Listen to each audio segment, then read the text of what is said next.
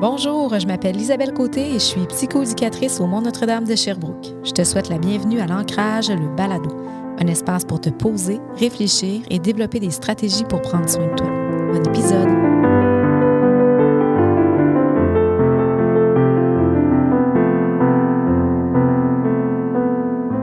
Bonjour à tous! Dans cet épisode, j'ai le plaisir de m'entretenir avec 6 élèves du comité Diversité Plus. Ce comité est un groupe d'élèves soucieux de mettre en valeur les diversités, notamment les diversités interculturelles. Depuis le début de l'année scolaire, le comité travaille en étroite collaboration avec l'organisme Action interculturelle dans le cadre du programme des comités scolaires interculturels. Cet hiver, les membres du comité ont assisté à 3 formations en lien avec l'ouverture interculturelle. L'objectif de cet épisode est de sensibiliser notre communauté en partageant les connaissances acquises lors de ces formations afin que tous et toutes puissent en bénéficier. Dans cette optique, cet enregistrement est divisé en 3 segments orientés sur les thématiques de nos formations. Je vous souhaite une bonne écoute.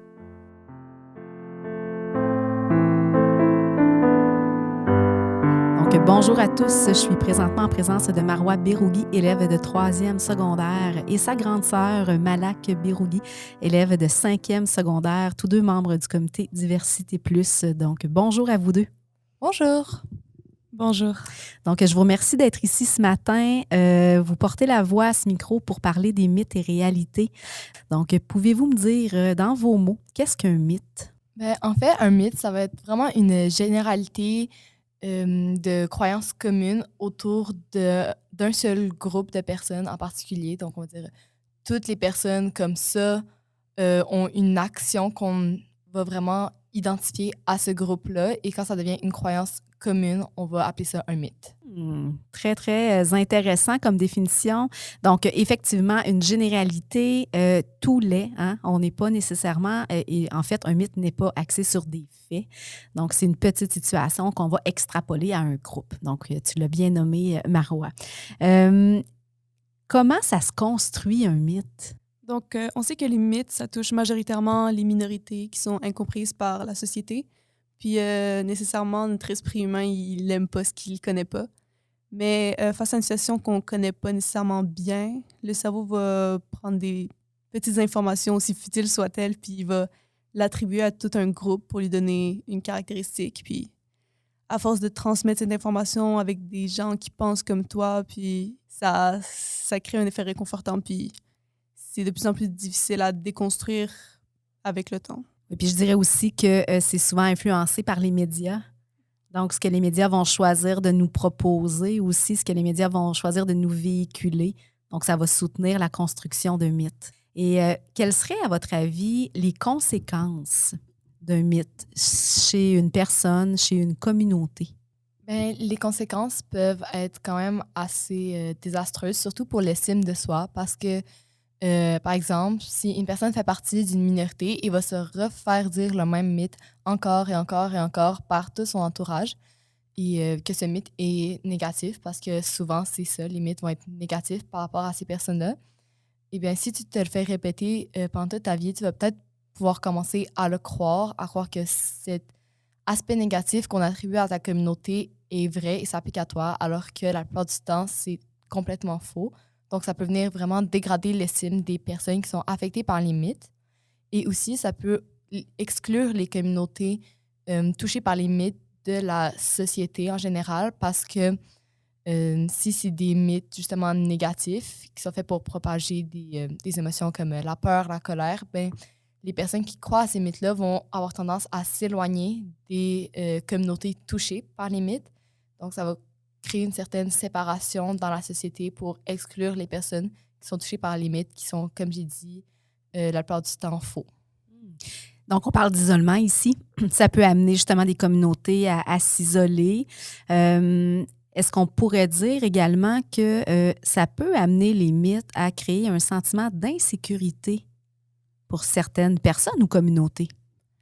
Je dirais que les mythes, c'est assez vicieux comme chose parce que on peut croire que c'est quelque chose d'assez dérisoire, c'est juste une petite pensée, une information un peu erronée, mais on se rend pas compte qu'à force de diffuser cette information, de la transmettre à d'autres personnes qui ont eux aussi pas nécessairement suffisamment de connaissances sur un groupe pour le comprendre entièrement, cette petite pensée qu'on transmet, on ne sait pas dans l'oreille de qui ça peut tomber. Il y a des gens qui vont en faire une réalité, qui vont en faire le sujet d'une haine, peut-être, en faire une communauté. Fait que c'est une si petite chose qui peut, à la fin, faire un énorme effet boule de neige. Puis il y a plusieurs tragédies que je n'aimerais pas nécessairement, mais qu'on voit qui sont parties d'informations erronées, de mythes, de choses fausses qu'on pense sur des populations. Puis à force de se faire répéter des mythes comme ça, on pense que les minorités peuvent penser qu'ils n'ont pas nécessairement leur place dans la société. Puis on peut penser qu'on nous veut du mal ou que on ne sera pas nécessairement accepté par les gens de notre entourage. Donc, c'est vraiment pas banal, les mythes. Et parfois même, ce que je comprends, c'est qu'on peut nous-mêmes transmettre ou contribuer à des mythes sans s'en rendre vraiment compte. Ben oui, effectivement, quand tu te fais répéter un mythe toute ta vie, même s'il ne te concerne pas, on va un peu appeler ça une chambre écho parce que toutes les personnes de ton entourage vont croire et proférer ce mythe-là. Donc, peut-être que toi, tu n'es pas nécessairement mal intentionné, pardon, et que tu vas tout simplement transmettre ce mythe parce que tu te les fais répéter toute ta vie. Et aussi peut-être parce que tu l'as entendu de plusieurs personnes, justement. C'est pour ça que c'est important d'arrêter les mythes quand on en entend, quand on en croise, si je peux dire, dans notre vie. Parce que si on profère des mythes pendant trop longtemps, certaines personnes vont pouvoir croire que c'est correct de continuer à les dire, à penser que c'est vrai. Puis encore une fois, ça peut faire un certain effet boule de neige puis avoir des conséquences assez tristes pour les personnes concernées. Si je peux rajouter quelque chose, on sait que c'est beaucoup plus réconfortant quand on se tient avec des gens qui pensent comme nous. Donc, cet aspect-là de l'esprit humain, ça favorise tellement la propagation de mythes parce que à la place d'aller rencontrer quelqu'un de cette minorité ou de s'informer, de chercher des informations afin d'en savoir plus, on va avoir tendance à se tenir avec les gens qui croient en ce même mythe. Puis on va pas chercher plus loin que ce mythe-là, vu qu'on se dit, les autres pensent comme moi, les gens de mon entourage pensent comme moi, donc forcément, c'est la vérité. C'est comme si la majorité fait la vérité.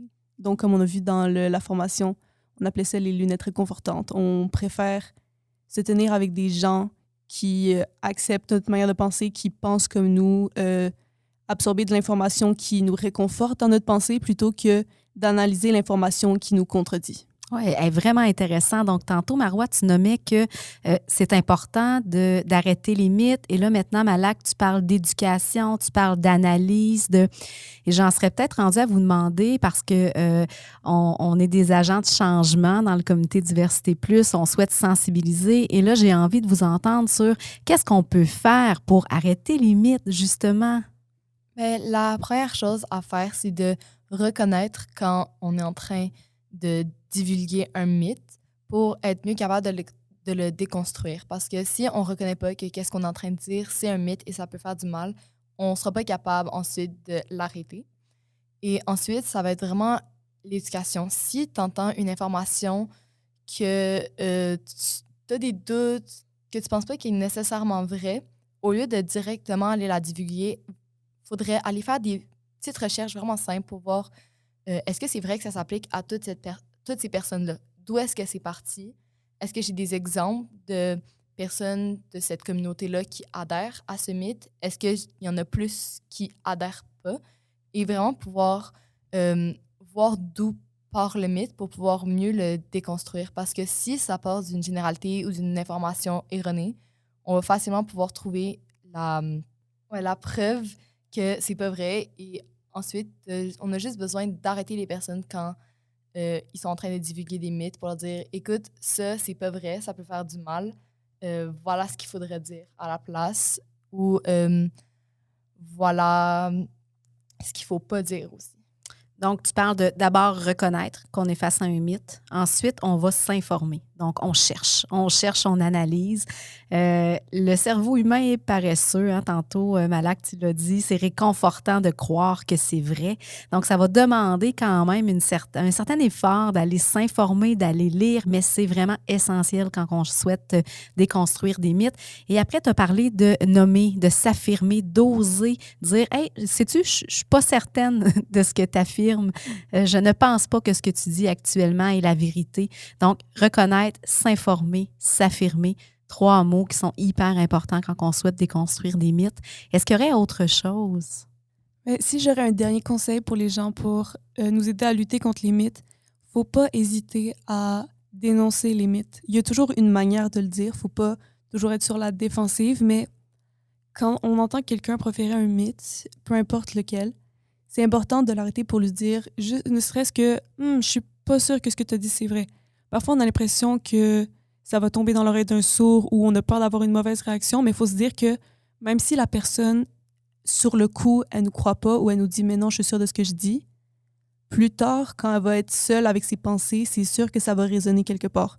Puis à force de se le faire dire, un jour, ça va forcément résonner.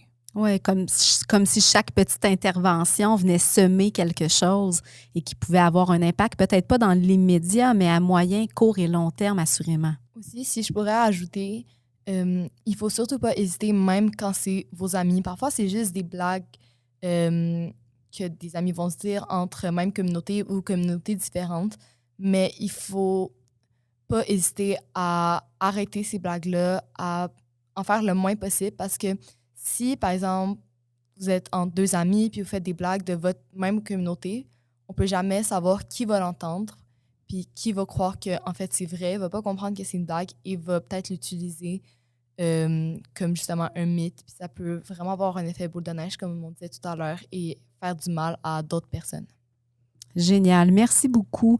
Je terminerai peut-être en disant qu'on est toutes responsables, en fait, de faire cesser les mythes. On a toute une petite part dans tout ça. Et l'adage qui dit qui ne dit mot consent, c'est un peu ça. C'est que si on est face à un mythe, qu'on n'est pas d'accord, mais qu'on ne parle pas, c'est un peu comme si on adhérait à ce mythe-là. Donc, prenons nos responsabilités pour sensibiliser les gens autour de nous, pour favoriser justement un monde avec plus d'acceptation, plus d'ouverture, où est-ce que chacun aura sa place. Donc, je vous remercie énormément. Merci Marois, merci Malak d'avoir pris votre temps, un temps précieux pour discuter des mythes et des réalités à ce balado. Donc, je vous souhaite une excellente journée.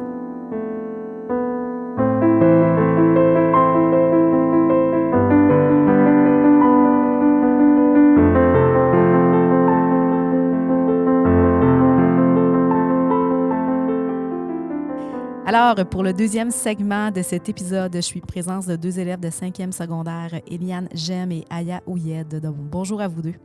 Bonjour. Allô? Vous allez bien? Oui, très bien. Merci d'être là aujourd'hui. Donc, dans ce segment-là, on s'intéresse aux microagressions en contexte ethno-culturel. Donc, j'aimerais vous entendre sur qu'est-ce qu'une microagression. En fait, ce sont de brefs échanges qui affectent négativement certaines personnes en raison de leurs différences ethnoculturelles. Quand c'est dit une fois, bon, ça peut passer, mais dès que ça se répète, ça peut être très difficile pour la personne qui le reçoit. Super, belle définition. Auriez-vous quelques exemples à nous donner? On peut penser à un commentaire négatif avec une intonation un peu plus négative que curieuse. Par exemple, ah, qu'est-ce que tu manges? Ça a l'air bizarre. Ou par exemple, ah, tu parles vraiment bien le français pour quelqu'un de ta culture ou quelque chose comme ça. Eliane, elle a présenté comme un exemple vraiment où il y a une parole directe qu'on peut sembler, mais des fois, ça va juste être quelqu'un qui touche tes cheveux pour aucune raison, puis c'est comme pas l'endroit, il y avait pas de consentement, mais clairement, on ne retrouve pas, c'est pas dans un contexte positif, clairement, c'est malaisant, donc des fois, ça peut juste être dans les gestes et dans les expressions faciales. OK, super. Et il y a aussi la notion de la fréquence, parce que pour une personne, d'émettre un commentaire ou d'avoir une expression faciale qui peut-être au départ n'en prend pas conscience, mais qui serait plutôt négative, pour la personne, pour le transmetteur, c'est une fois. Mais la personne qui reçoit la microagression, ça peut être 10, 12 fois dans une même journée, ça, et le transmetteur n'en a pas conscience de ça. Peut-être nous jaser de l'impact que ces microagressions-là peuvent avoir chez la personne qui le reçoit. En fait, c'est ça. À force de recevoir ce genre de commentaires-là, on peut s'attendre, mettons, à de la colère à la personne qui reçoit les commentaires, ou peut-être de se sentir différent peut aussi baisser son estime de soi. Peut-être que la personne va se renfermer parce que, bon, c'est dur de réagir sur le coup puis de dire « Hey, voyons, qu'est-ce que tu veux dire? » ou c'est dur. Puis un autre élément, c'est que à force de recevoir une microagression, un commentaire qui n'est pas très plaisant, quand quelqu'un va aborder ce commentaire d'une bonne manière, puis que, par exemple, si on reprend l'exemple de tout à l'heure, « Hey, qu'est-ce que tu manges? Tu sais, ça a l'air bon. » Eh bien, des fois, tellement qu'on a reçu ce commentaire déplaisant et malaisant, on va comme réagir de la mauvaise façon. Pourtant, c'est une question bien posée, au bon endroit, qui était dans le contexte, qui était gentil, mais on va comme être genre, peut-être qu'on va se sentir irrité, mais juste parce qu'on pense à tous les autres commentaires qu'on nous a donnés. Bref, à cause de la fréquence, ça peut tout changer notre vision de voir certains commentaires. Mais comme s'il y avait une certaine méfiance qui s'installait. Oui, c'est exact, c'est le bon mot, méfiance. Une méfiance en regard à tout ce qui concerne ma différence. Est-ce que vous pensez que la microagression peut aussi amener dans un contexte interculturel une personne à se sentir non acceptée dans la communauté? Oui, effectivement, parce que, je donne un exemple, ça ne viendra pas dire à une personne, « Ah, t'es différente, ben, c'est génial, tu sais, ça m'apporte quelque chose, je trouve que c'est positif. » Ça va plus venir rejeter la personne à cause de sa différence. Puis, on dirait que je me concentre sur comme la racine du problème. C'est que si, par exemple, moi, qui est d'origine algérienne, si, quand je suis ici, on me fait sentir différente à travers plusieurs commentaires et que souvent, certaines personnes vont se questionner, vont se dire, OK, ben c'est pas ma place. Et que quand je vais en Algérie, on me dit souvent quelques commentaires de, tu sais, t'es pas vraiment d'ici, la fille du Canada. Eh bien, tu sais, en résumé, ça veut dire, moi, je viens d'où? Oui, c'est pas banal, effectivement. Puis ça me fait prendre conscience que c'est vraiment un peu toujours le questionnement de « elle est où ma place? » Oui, exactement. OK. Auriez-vous peut-être des pistes de solutions? Parce que des microagressions, je pense que nous en faisons tous. Aujourd'hui, on parle vraiment dans le contexte ethno-culturel. Par contre, les microagressions sont dans tous les contextes, dans le quotidien de tout le monde. Je crois que plusieurs personnes vont émettre des commentaires ou des gestes qui fait en sorte que c'est une microagression sans s'en rendre vraiment compte. Donc, comment on fait? Comment on fait pour venir diminuer justement les microagressions dans notre société? Quelque chose de très, très simple qui fonctionne à 100%, c'est de venir, avant de parler, de juste venir se questionner, OK, est-ce que c'est nécessaire? Qu'est-ce que je vais dire?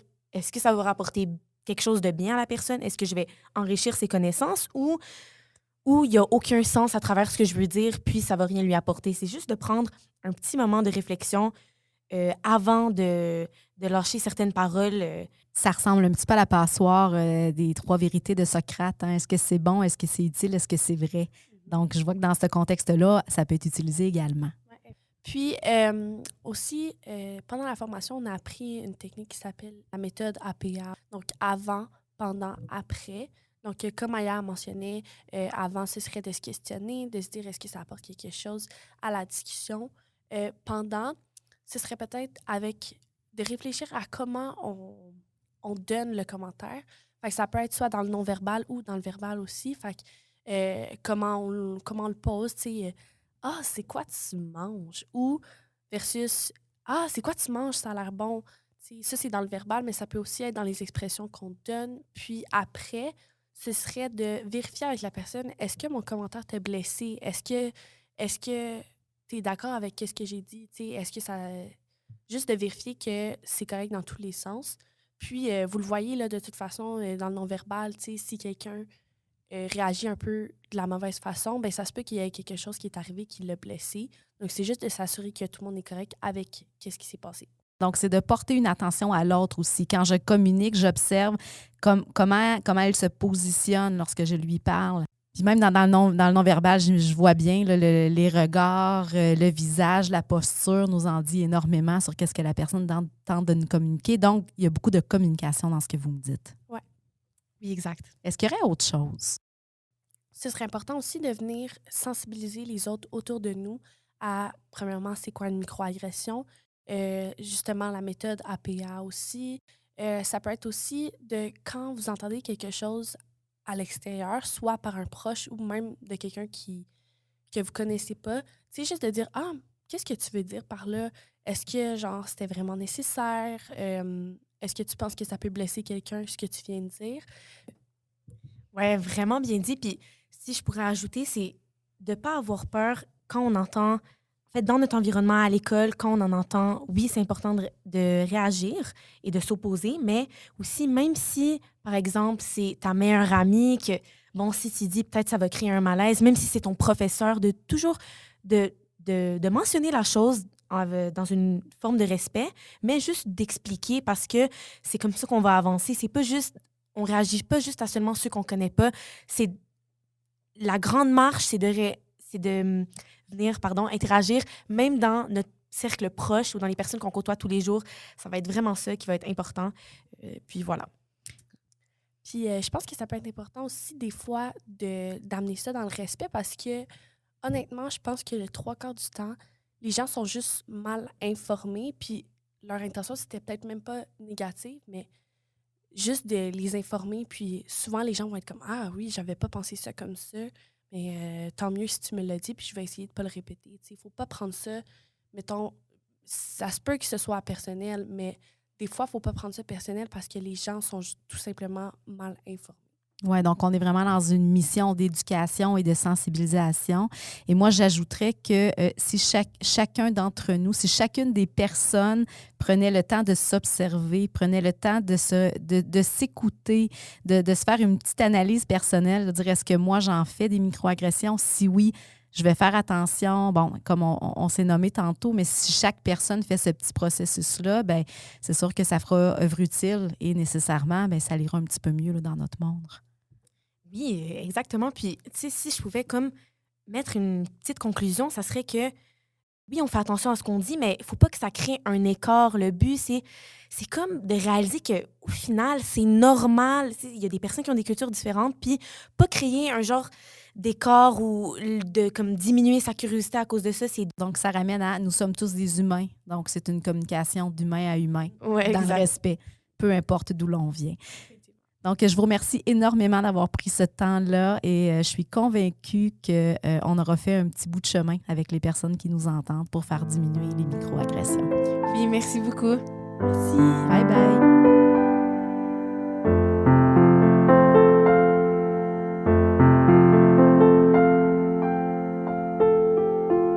Pour le dernier segment de cet épisode, j'ai le bonheur d'être avec Emma Rondeau et Amel Amari, élèves de 2e secondaire, qui viennent aujourd'hui nous parler de la communication interculturelle. Donc, bonjour à vous deux. Allô? Salut! Donc, je vous remercie d'être là aujourd'hui. Alors, je vous donne tout de suite le micro. J'ai envie que vous nous partagiez les connaissances que vous avez acquises lors de notre dernière formation avec le comité Action interculturelle.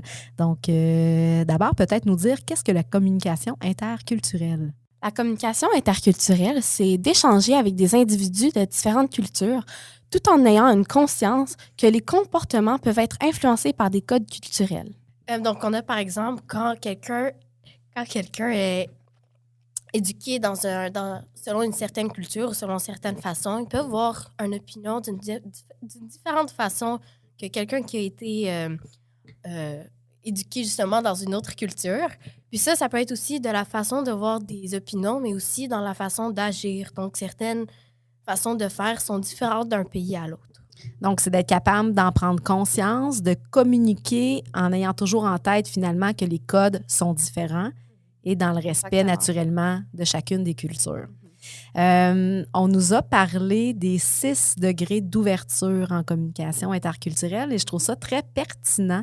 Donc, j'ai envie que vous nous parliez de ça. Donc, d'abord, il y a 2 phases principales.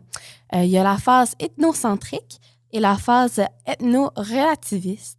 Donc, la phase ethnocentrique comprend 3 degrés, donc le déni, la défense et la minimisation.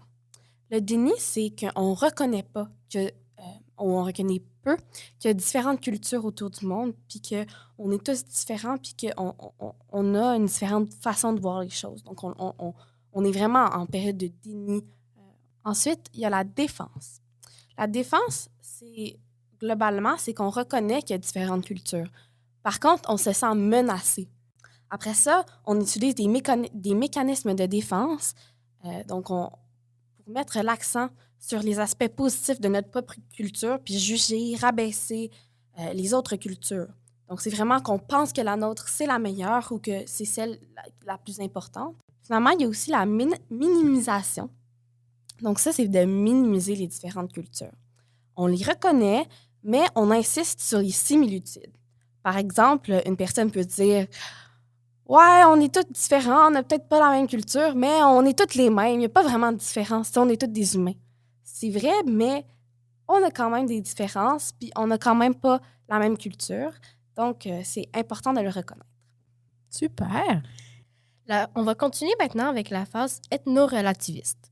Donc, celle-ci commence avec le degré de l'acceptation, qui est le fait d'accepter les différentes cultures, mais sans s'adapter nécessairement à celles-ci.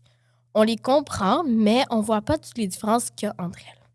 Par la suite, nous avons l'adaptation.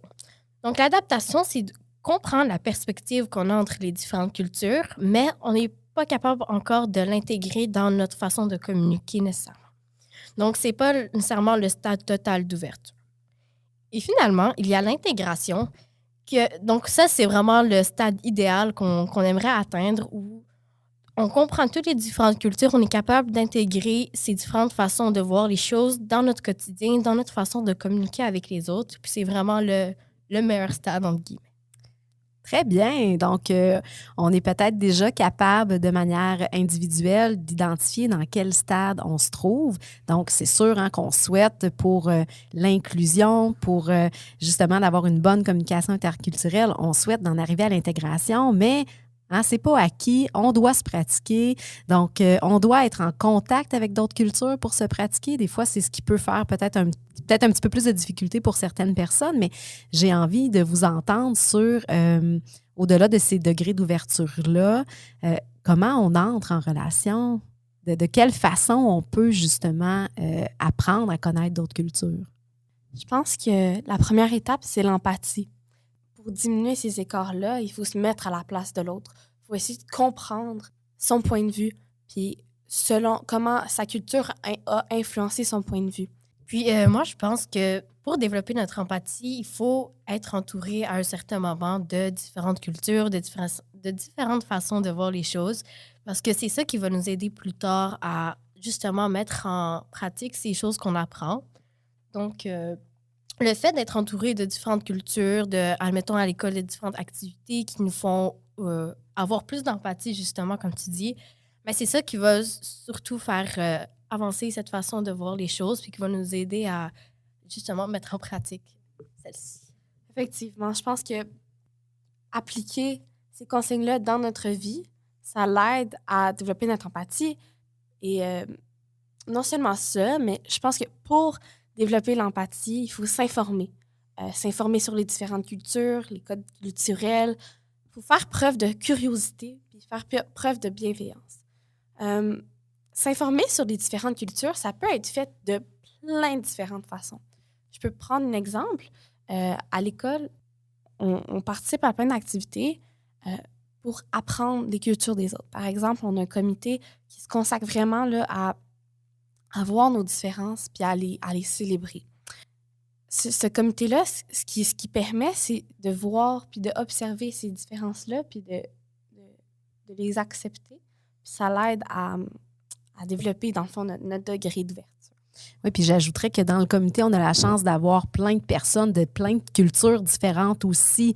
Donc, le partage qu'on a entre nous nous permet justement de s'éveiller, puis de s'éveiller aux autres cultures, d'être curieux, de faire preuve de bienveillance aussi. Là. Je suis complètement d'accord, surtout que souvent, on a des fois des petits témoignages de certaines personnes qui nous aident justement encore plus à comprendre leur réalité. Puis, pour revenir sur c'est quoi les valeurs qu'on devrait avoir pour justement atteindre ce stade-là parfait de l'intégration, moi, je verrais aussi l'ouverture d'esprit comme étant une des... à égalité, dans le fond, avec l'empathie, puisque l'ouverture d'esprit, c'est vraiment la base de la communication interculturelle, d'être capable d'accepter l'autre, de comprendre qu'est-ce qu'il vit, puis de pas nécessairement de le voir selon notre œil, selon notre façon de voir, mais de se dire que cette personne-là a différentes façons de voir les choses, bien différentes façons de faire les choses et de les voir. Le fait de s'ouvrir à ça, de s'ouvrir à l'autre personne, ça va nous permettre d'avoir une meilleure communication avec elle. Oui, puis de comprendre que c'est une énorme richesse d'en apprendre sur d'autres cultures, puis de partager la nôtre également. Là. C'est comme partager une petite expérience personnelle. Au primaire, j'avais un cercle d'amis qui était très, disons, très proche de ma culture. C'était vraiment des amis qui étaient... Tu sais, moi, je suis québécoise, puis j'avais beaucoup d'amis qui étaient québécoises comme moi. Mais quand je suis venue au secondaire, j'ai rencontré des nouvelles amies. Puis ces amis-là, ils venaient d'un peu partout dans le monde. Il y avait des origines, des cultures, toutes différentes. Puis ce que ça m'a appris, c'est vraiment que pour vraiment développer nos compétences en communication. en communication interculturelle, il faut baigner dans la diversité des cultures. Parce que si on n'est pas en contact avec différentes cultures, il y a très peu de moyens de savoir c'est quoi les codes culturels, pourquoi ils ont pas la même... Les gens qui ont cette culture-là n'ont pas la même façon de voir les choses que moi. Ça m'a vraiment aidée là, d'avoir des amis puis d'avoir un entourage qui vient d'un peu partout dans le monde. Puis... Je suis vraiment d'accord avec toi sur le cercle d'amis, mais j'aimerais ça rajouter que l'école aussi a son importance dans cette catégorie-là de s'ouvrir à l'autre puis de faire preuve d'empathie face aux différentes cultures. Moi, vraiment, je l'ai vécu parce que quand j'étais au primaire, mon école ne faisait pas assez l'emphase, selon moi, sur l'empathie, s'ouvrir à l'autre, la communication interculturelle. Puis quand je suis arrivée au monde, j'ai vraiment vu que l'école, pour eux, c'était vraiment une des valeurs les plus importantes. Puis on le voit vraiment dans les différentes activités, dans les différentes communautés. Ça, c'est justement pour dire que l'école a un gros rôle à jouer. Je pense en effet que l'école permet un milieu sécuritaire où est-ce que justement on peut apprendre à communiquer, explorer, apprendre à se connaître, peu importe notre origine. Mm-hmm. Donc, finalement, ce qu'on peut retenir, c'est que d'abord, prendre conscience de quel est notre degré d'ouverture dans la communication interculturelle. Et bien sûr, ça va changer selon le contexte, selon la personne avec qui on est en relation, mais aussi d'être bienveillant envers soi-même parce que ce n'est pas la communication interculturelle quelque chose qui est acquis. Donc, ça se travaille, ça se développe. On doit s'exposer et je pense que déjà, là, de se sensibiliser à l'importance de cette communication-là est déjà un très grand pas qu'on fait ici aujourd'hui ensemble. Donc, je vous remercie énormément, Amel et Emma, d'avoir pris ce temps-là précieux pour venir discuter de l'importance de développer une bonne communication interculturelle. Merci à toi. Bonne journée. Un merci spécial à Kessia et Judith d'Action interculturelle pour l'animation des formations. Merci à vous d'avoir pris ce temps d'écoute avec les membres du comité.